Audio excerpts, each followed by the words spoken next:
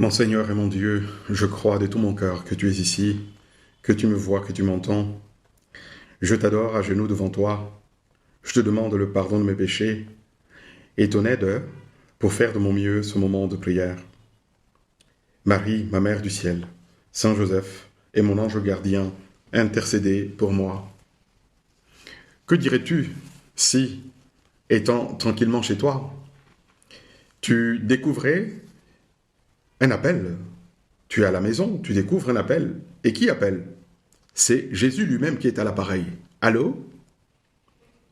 Et tu réponds oui, et tu entends, c'est Jésus. Eh bien, Seigneur, que veux-tu? Et par hasard? Et Jésus te répond, je te veux toi. Je t'appelle toi parce que je te veux. Veux-tu venir avec moi? Et alors tu serais perplexe. Tu demanderais, que faut-il dire? Eh bien, il faut dire oui. Il faut dire oui comme la Vierge Marie. Eh bien aujourd'hui, précisément, 21 novembre, c'est la mémoire de la présentation de la Vierge Marie au Temple, qui est regardée comme la mémoire du don à Dieu ou de la consécration de sa vie au Seigneur, que fit Notre-Dame à l'aube de sa vie consciente. Au moment où j'apprête ces 10 minutes avec Jésus, j'ai devant moi sur ma table deux images de deux femmes. Une des deux images a une relique, c'est l'image de Sainte Thérèse de l'Enfant Jésus, la petite Thérèse, carmélite et docteur de l'Église. Et l'autre image, c'est celle d'une femme de l'Opus Dei, la bienheureuse Guadalupe Ortiz, chimiste de profession, et qui s'est sanctifiée en vivant son appel de Dieu dans l'Opus Dei au milieu du monde. J'ai placé ces deux images devant moi à dessein pour que ces deux âmes saintes m'inspirent dans ce moment de prière et m'aident à parler avec justesse, ce n'est pas facile, du mystère de l'appel de Dieu, du mystère de la vocation, du don plénier de soi au service de Dieu que le Seigneur lance à bien des âmes comme toi et moi dans l'Église. Seigneur Jésus, le mystère de l'appel et la multiplicité des vocations dans l'Église, comme elles sont nombreuses et belles. Le mystère de l'appel de Dieu, son effectivité dans l'Église est une autre preuve tangible que tu es vivant et que tu chemines, tu continues à cheminer à nos côtés, comme tu l'as fait avec Pierre, Jacques et Jean et tous les apôtres, et comme tu le fis avec les disciples d'Emmaüs.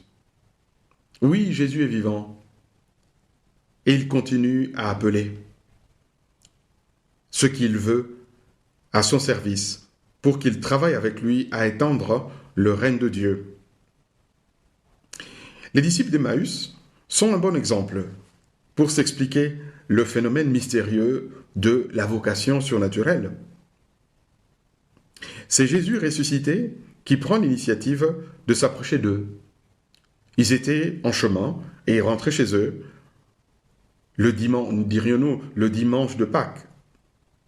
Jésus leur apparaît, s'introduit subrepticement dans leur vie et leur pose une question comme quelqu'un qui ignore. De quoi parliez-vous donc en chemin? Jésus s'introduit un peu comme à la dérobade. Et les paroles du Seigneur, tout juste, il les encourage. Il leur parle de lui-même. Et petit à petit, au fur et à mesure qu'il leur parle, leur cœur se réchauffe, eux qui étaient découragés. Et ils affirmeront un peu plus tard, notre cœur n'était-il pas tout brûlant lorsqu'il nous parlait en chemin et qu'il nous expliquait les Écritures? La rencontre avec Jésus, et qui va modifier le cours de l'existence, se passe un peu comme avec les rencontres amoureuses. Oui, le cœur se réchauffe, nous l'avons écouté chez les disciples d'Emmaüs.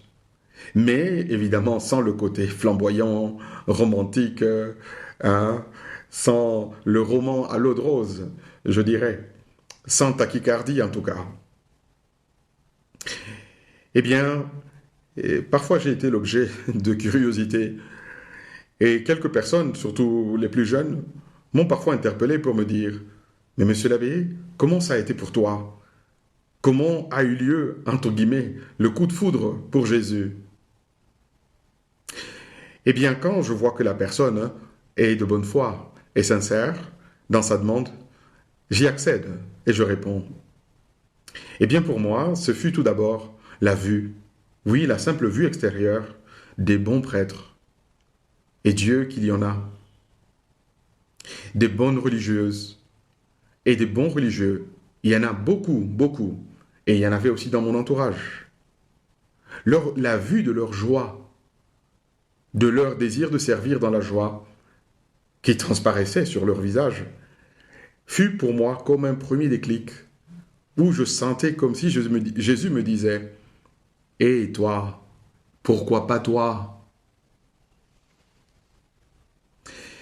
Et comme dans la relation amoureuse, Jésus se fait insistant. Il a pris l'initiative. Il insiste. Et on sent qu'il insiste. C'est un événement de la vie également qui rappelle de nouveau à la personne: et Jésus est là. Mais plus souvent, Jésus décoche des flèches d'amour en choisissant un passage de l'Évangile pour accrocher l'âme qu'il a choisie, pour lui parler au cœur comme jamais auparavant. Par exemple, pour saint François Xavier, ce fut la parole de l'Évangile: à quoi sert à un homme de gagner le monde entier s'il y perd son âme? Pour Mère Teresa de Calcutta, ce fut: j'ai soif, la parole de Christ en croix. Et pour moi-même, pour continuer un peu le récit que j'explique parfois aux personnes, et pour moi-même, ce fut la parabole du trésor caché dans un champ. L'homme qui le voit, dans sa joie, il le recache à nouveau, et puis il vend tout ce qu'il possède, il revient, et il achète ce champ, convaincu qu'il a fait l'affaire la plus excellente et la meilleure de sa vie. Et toi qui pries avec moi, quelle est cette parole de Dieu qui a accroché ton âme? Ou qui est en train de l'accrocher, parce que Jésus continue à passer, Jésus continue à cheminer avec nous, Jésus continue à lancer son mystérieux appel. Pas avec le téléphone, mais on sait distinguer parfaitement quand Jésus passe. Normalement, l'âme souffre de l'inconnu qui est derrière cet appel. Mais elle pressent que c'est quelque chose de très, très, très important. C'est un appel qui va avoir une influence décisive sur sa vie. L'âme souffre un peu ou beaucoup parfois, tant qu'on n'a pas eu la générosité de dire oui à Jésus. Mais dès qu'on lui répond oui,